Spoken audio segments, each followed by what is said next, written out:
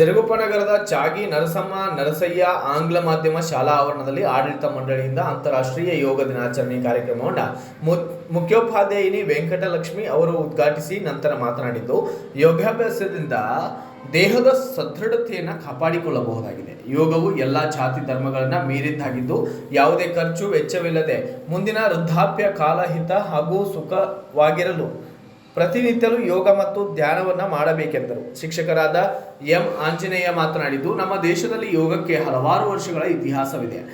PM Narendra Modi ವಿಶ್ವಸಂಸ್ಥೆಗೆ ಅಂತಾರಾಷ್ಟ್ರೀಯ ಸ್ಥಾನಕ್ಕೆ ಅನುಮೋದನೆ ಸಲ್ಲಿಸಿದ್ದರು. ಹಲವು ದೇಶಗಳು ಅಂತಾರಾಷ್ಟ್ರೀಯ ಯೋಗ ದಿನಾಚರಣೆಗೆ ಬೆಂಬಲ ವ್ಯಕ್ತಪಡಿಸಿದ್ದರಿಂದ ನಮ್ಮ ಭಾರತದಲ್ಲಿ ಯೋಗಕ್ಕಿದೆ.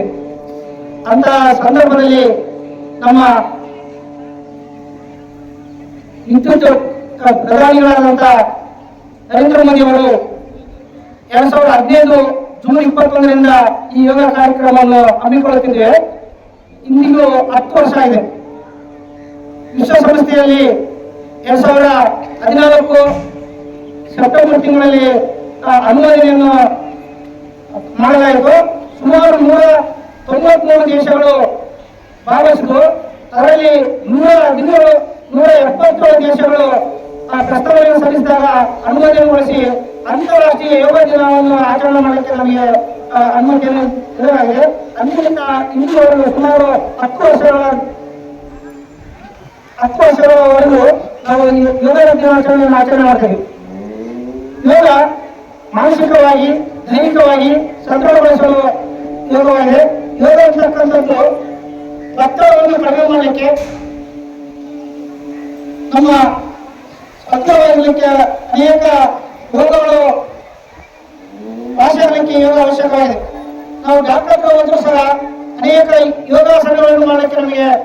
First of all, I would like to wish you all a happy 10th International Yoga Day. This is a process which doesn't involve, or you do not think about the caste or religion. Especially, yoga is meant for our health, without any expenditure or without any consulting fees. Everyone should follow yoga to maintain your mental and physical health. All the asanas which are said here or which you are learning at our school are meant only to make your physical body fit.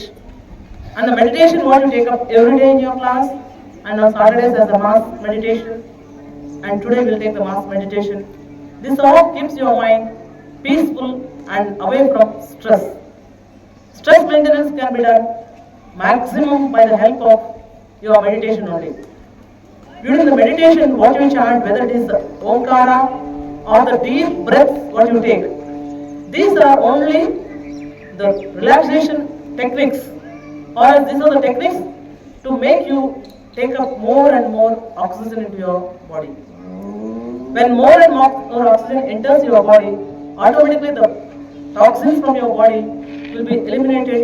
ಅಂತಾರಾಷ್ಟ್ರೀಯ ಮಟ್ಟದಲ್ಲಿ ಯೋಗ ದಿನಾಚರಣೆ ಮಾಡಲಾಗುತ್ತಿದೆ. ಪ್ರತಿನಿತ್ಯದ ನಿಯಮಿತ ಯೋಗದಿಂದ ರೋಗಗಳನ್ನು ತಡೆಗಟ್ಟಬಹುದಾಗಿದೆ ಎಂದು ತಿಳಿಸಿದ್ದಾರೆ.